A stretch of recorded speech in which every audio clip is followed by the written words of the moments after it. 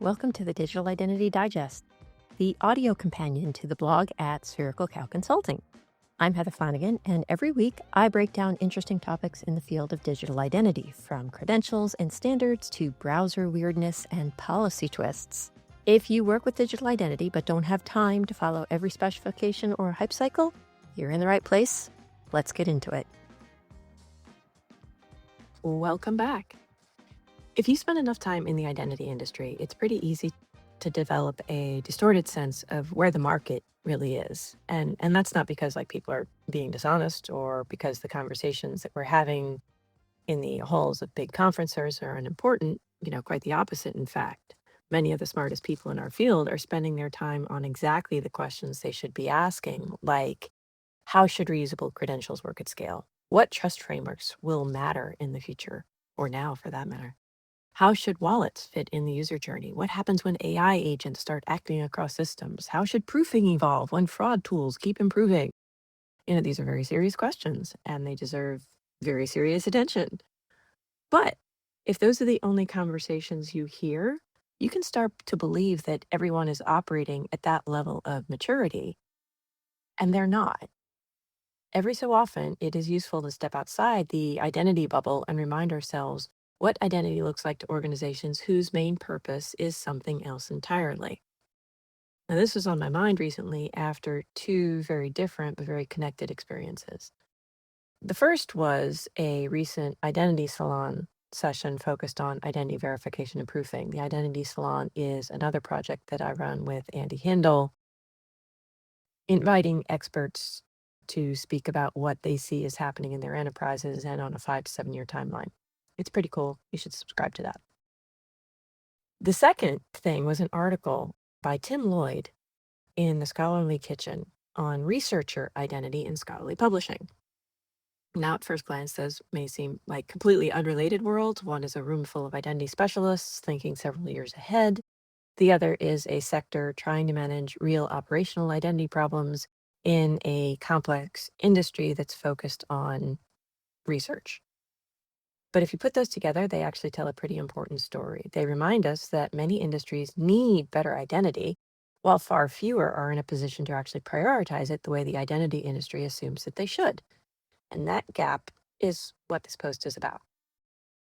So let me start with the identity salon conversation. The topic at the time was identity verification and proofing. But what stood out was, just how mature the discussion had become, because they weren't arguing about whether remote verification is possible. We already know it's possible. And they weren't debating as to whether digital credentials can work. We know they can work, at least in some environments.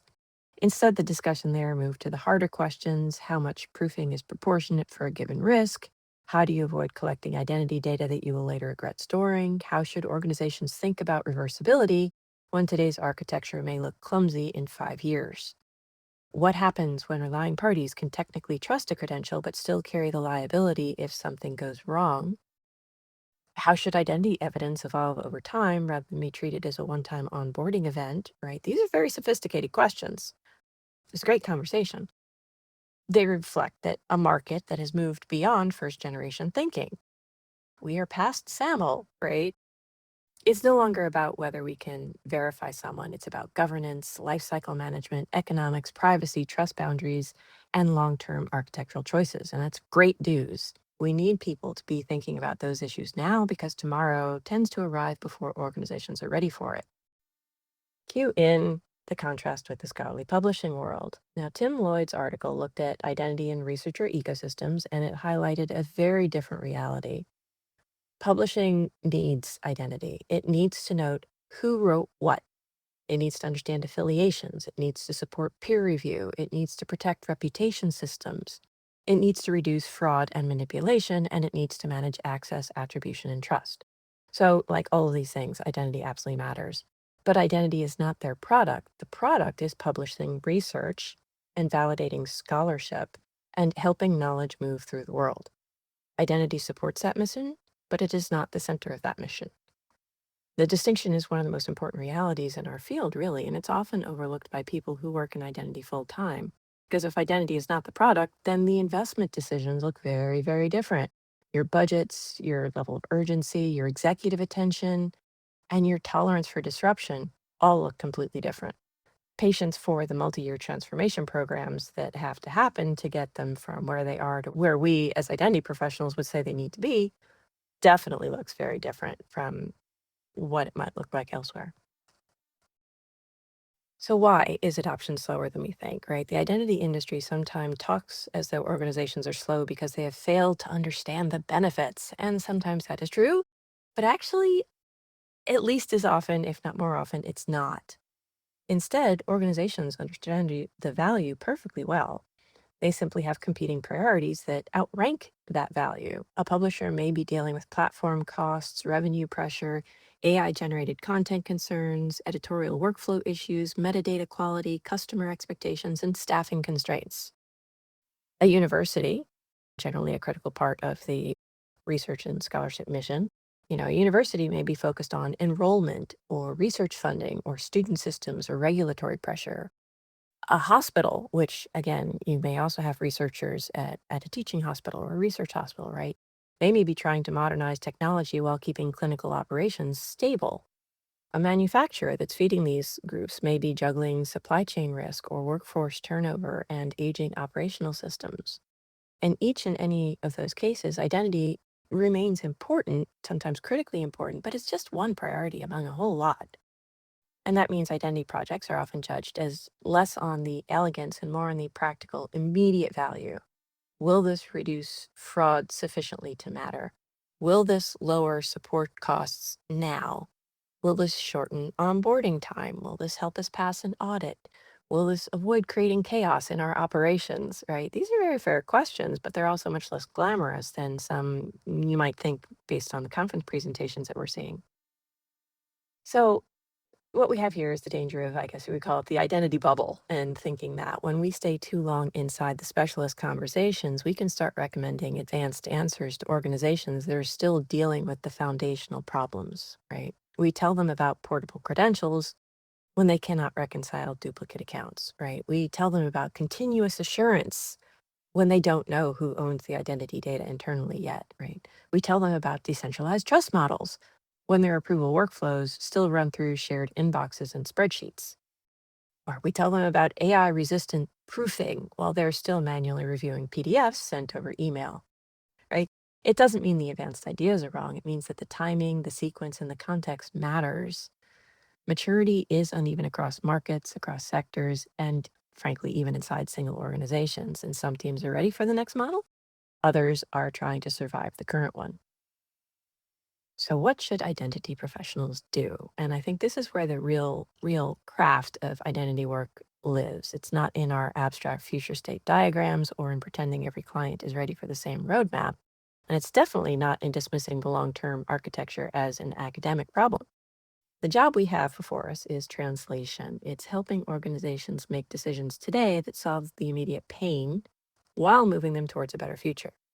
That may mean discussing how to clean up lifecycle processes before discussing wallets, or fixing account recovery before discussing advanced authentication journeys. It may mean establishing governance practices before introducing reusable credentials, right? We need to provide a better roadmap, recognizing that some people are our long tail. They are very far away from all of the whiz bang features that we can think about today.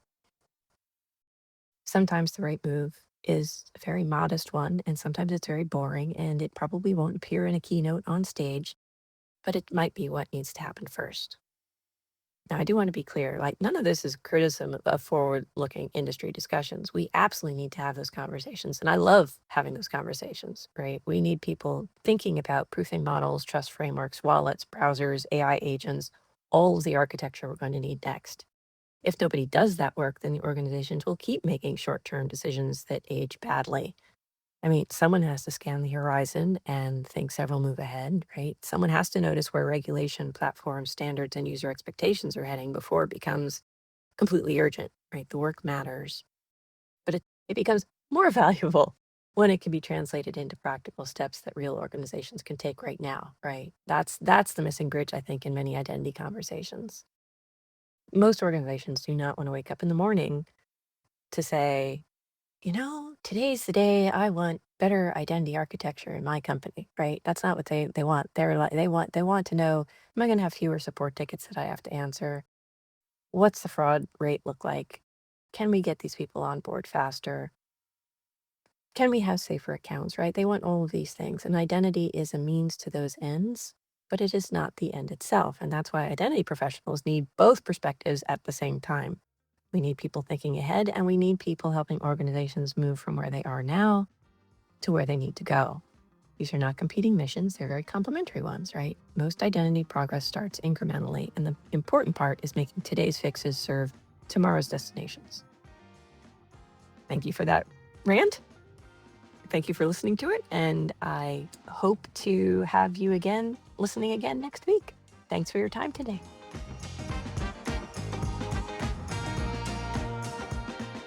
And that's it for this week's episode of the Digital Identity Digest.